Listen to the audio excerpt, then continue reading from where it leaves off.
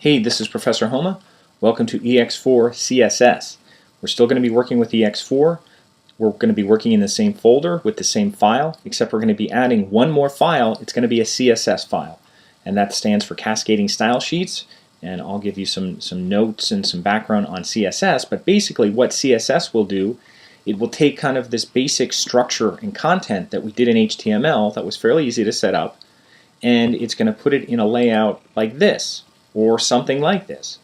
That's just the way I set it up, and we're going to follow something like that. And CSS will be able to do that. It'll be able to set up the margins, padding, background colors, font colors, the way everything's aligned on a page, where this picture's off to the right of this stuff. Anything we do now, we're going to be able to do with CSS. All that cosmetic kind of setup we're going to do with CSS. We're not going to do that in our HTML, and we're actually going to make a separate file and link to it so that our HTML is separate from our CSS.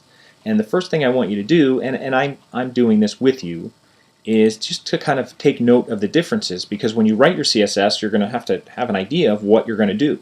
So, just looking at the differences between these two files is going to help. So, one thing I note by looking at these, and I'm just going to go back and forth, by looking at the new one, and I'm making a little Word file of some of the differences here. One thing I note when I first see it is that everything's kind of centered in the middle. And even if I move my browser window, it remains centered until it gets too small, and then it can't move anymore. Now this isn't responsive, so if it was on a phone right now, you'd have to pinch it and make it smaller. But anyway, it's centered in a browser window. Okay, that's one of the things, and I marked it here in a Word file. All main content is centered in the browser window.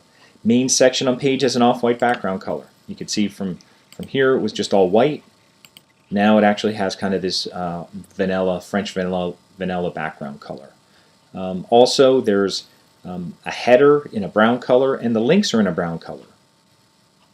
And also this information here, the section stuff, or I'll just call it our lists. Our lists, their indent is a little different. It's indented a little bit more, and it's spread out a little bit more. If you look at the indents here, they're maybe like a 1/4 inch, and they're kind of single line.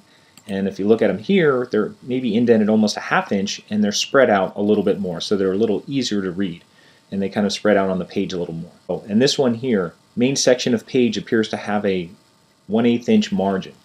If you look at this section of the page where the beige or off-white background is, you can see there's about maybe a 3/16 inch, 1/8 inch margin going around. That's called padding, and we're going to put that in our CSS. And that's something that you want to do for print design or web design. It just helps read things better. You don't want text going right against the edge.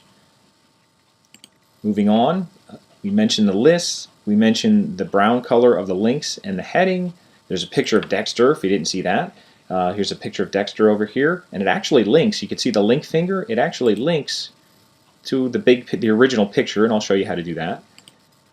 It links to where I got it on the web. And there's a fig caption. This is called a figure in a fig caption. It's really just an image, but we put it in a figure so we could put a fig caption. That's HTML5 content that we could put in there. And also, let me just double check. You can see there's a footer down here, and it has that same brown color that we used up here to be consistent. And it has a white text. So the text is colored white, so it shows up better on that brown background. And the brown I just pulled from the picture. I just tried to use some of the tones that were in the picture to keep some kind of unified kind of look to it. I didn't want to throw in a purple and green, because there's no purple and green in the picture. That's why I use some of these earthy kind of colors in here. Let me just check my list here. Page content has a drop shadow and a thin border. I noticed that. Here, of course, I noticed it. I did it. But it has a 1 pixel border going around it, and it's black. And then it also has this nice little drop shadow here. It just adds a little bit of interest, a little bit of depth to the page from this generic vanilla that we started with that is pretty boring to look at. And now we come here, and there's a little more contrast. This dark color creates contrast. The image creates contrast. It's aligned. Some things really kind of stand out better. This is easier to read. You kind of read the headings, and your eye flows over to the list.